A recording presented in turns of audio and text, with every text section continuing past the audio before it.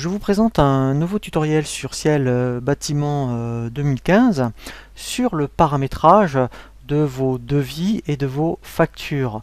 Nous verrons comment, à partir d'un modèle proposé par Ciel Bâtiment, vraiment l'adapter à l'image de votre société.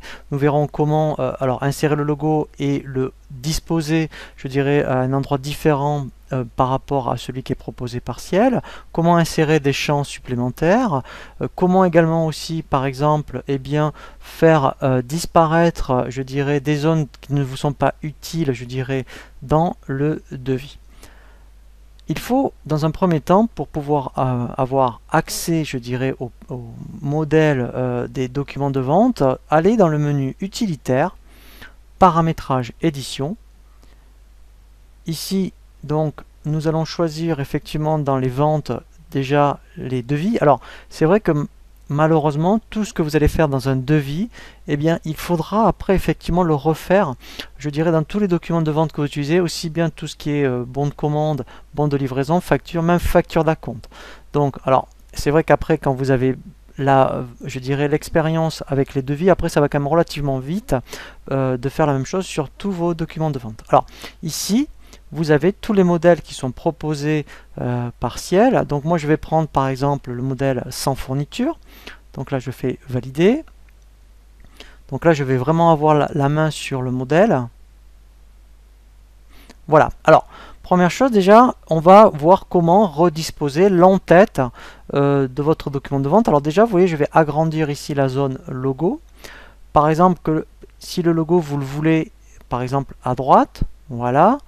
Ensuite, je vais redisposer toute la partie raison sociale. Alors, pour la sélectionner d'un seul coup, je garde le bouton gauche de la souris enfoncé. Et vous voyez, je délimite une zone pour ensuite avoir la main directement, vous voyez, avec les petites poignées. Voilà. Alors, si je ne veux pas la bordure, par exemple, je clique sur la bordure. Voilà, je fais supr. Si vous voulez tout à gauche, je vais sélectionner avec la souris ici directement toutes les zones. Et avec le petit bouton ici, FF, alors on va vraiment voir tous les boutons en détail. Donc c'est tout ce qui est mise en page. Donc là, vous voyez, je le veux à gauche. Voilà. Ensuite, après, effectivement, alors, c'est intéressant parce qu'il manque le siret, par exemple. Donc pour insérer des champs supplémentaires, vous avez ici le petit bouton rubrique. Ça va vous ouvrir un dictionnaire pour avoir accès aux champs, ici, donc, de toutes ces données. Donc là, moi, comme ça concerne la société, alors je peux insérer le registre du commerce. Voilà. Alors, je vais faire exprès je vais plutôt prendre le siret d'ailleurs. Voilà, ça sera mieux. Je vais prendre aussi le numéro de TVA intracommunautaire. Voilà. Alors, etc., etc. Alors, ce qui est intéressant, c'est que maintenant on va apprendre à le mettre en page. Il faut donc mettre des champs de texte pour que, en fait, ça affiche d'abord, mettons, RCS en texte et qu'il y ait bien le numéro en face. Donc pour ça, vous voyez, je vais cliquer sur le bouton T. Je vais mettre une zone dans un premier temps. Donc là, je vais taper tout simplement RCS. Voilà. Maintenant, si je veux que RCS soit bien aligné par rapport au registre du commerce, alors ce que je vais faire, vous voyez, je vais cliquer sur le petit équerre. Voilà, pour qu'ensuite, après, voilà, j'ai bien, vous voyez, accès au poignet. Alors, pour l'instant, je le fais manuellement, mais si je veux vraiment être précis, je vais sélectionner les deux champs. Alors pareil avec la souris, je garde le bouton gauche enfoncé. Et avec cette barre d'outils alignement, je vais prendre, admettons, vous voyez ici, c'est ce petit bouton où, voilà, vous voyez, c'est bien aligné. Alors, c'est même un peu trop d'ailleurs.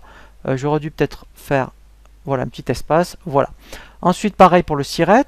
Donc là, je clique sur le bouton ici, texte pour siret. Alors, voilà. Ensuite, je vais cliquer, donc après pareil. Alors là, il faut que je reclique sur l'équerre. Voilà. Voilà. C'est vrai que ça demande un peu de manipulation au début, mais vous verrez, hein, à partir du troisième champ, vous allez avoir l'habitude, on va dire. Voilà. Je reclique sur l'équerre. Ici, voilà, aligné. Et après, si je veux que tout soit à gauche, par exemple, alors c'est vrai qu'il faut sélectionner, alors autant pour moi, il faut sélectionner vraiment que les champs, alors mettons, vous voyez, parce que ici, si je veux, alors je vais prendre que cela, Voilà, voyons si je fais champ gauche. Voilà, vous voyez, au moins c'est bien aligné vers la gauche. Voilà, donc après, alors je vais enlever celui-là, etc., etc. Hein, donc là, vous voyez le principe. Donc là, en fait, voilà, vous voyez, j'ai agrandi cette zone. Voilà, pour pouvoir insérer. Alors ce qui est bien, c'est que lui, il remet tout après en page. Hein, donc il agrandit pas vraiment la feuille. Hein, il redimensionne vraiment la feuille en le format A4. Ensuite, après, effectivement, si vous voulez, par exemple, en bas, bon pour accord. Eh bien, en fait, alors, bon pour accord, vous allez voir, ça, il va falloir le faire dans un champ. Alors là, je l'avais fait, mais ça ne marchait pas. Parce qu'en fait, alors je vais le supprimer d'ailleurs, il faut absolument le faire dans un champ qui s'appelle note. Donc tout ce qui est texte. Vous voyez, donc là vous en avez un. Alors je vais l'agrandir. Voilà. Donc dans le même principe, je vais prendre un champ texte. Donc je vais cliquer d'abord là. Alors je vais mettre je dirais une mention pour les indemnités forfaitaires. Donc je vais mettre par exemple, alors il faut vraiment trouver la mention exacte. Hein. Là je mets vraiment quelque chose, on va dire, de fictif. Indemnité donc forfaitaire. Voilà, de 40 €. Voilà, sera facturé pour tout paiement en retard. Alors, il faudrait même mettre l'article de loi. Alors là, vous voyez il le met comme ça. Donc, si je veux vraiment qu'il le mette sur une seule ligne, je vais cliquer sur l'équerre. Voilà. Ensuite, je vais prendre les petites poignées et alors, voilà, je vais tirer pour que effectivement ça n'apparaisse, voilà, que sur une ligne. Ensuite, si je ne veux pas, mettons, vous voyez, ce récapitulatif en bas de page, il suffit de cliquer sur le bloc DR, je fais bouton droit, je mets bloc non imprimé, voilà, je fais pareil pour la deuxième, bloc non imprimé, voilà, et au moins, ça ne va pas apparaître. Voilà, donc là, alors on pourrait faire beaucoup plus de choses, hein, mais déjà, ça vous donnera une idée. Je vais l'enregistrer sous. Je vais l'appeler, par exemple, devis bon pour accord. Alors, oui, c'est vrai que j'ai pas, autant pour moi, je n'ai pas mis le bon pour accord. J'aurais pu aussi, pareil, hein, ici, vous voyez, avec un champ texte, par exemple, voilà, mettre bon pour accord, voilà, et mettre un autre champ, voilà, où j'aurais mis, par exemple, caché et signature. Voilà. Donc après, si je veux que tout soit bien aligné, je vais tout bien... Alors, je vais cliquer d'abord ici sur l'équerre, voilà. Je vais tout bien sélectionner, voilà. Je reclique sur l'équerre pour que la barre d'outils ici soit bien tout aligné à gauche, voilà. Alors j'aurais pu mettre après, alors, bon pour accord, par exemple, ici en gras, voilà. Donc là, j'aurais mis gras, par exemple, voilà. Alors, par contre, voilà. Et cacher signature en gras. Voilà. Voilà. Donc là, effectivement, mon modèle est fini. Donc, je vais l'enregistrer sous. Voilà. Je vais l'appeler devis bon pour accord. Et je fais valider. Donc là, mon devis est terminé. Je n'ai plus donc qu'à fermer voilà, le paramétrage.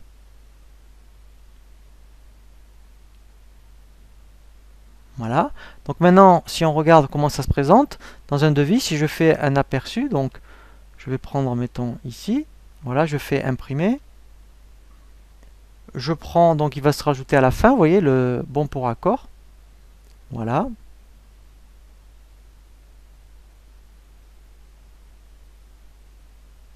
Voilà.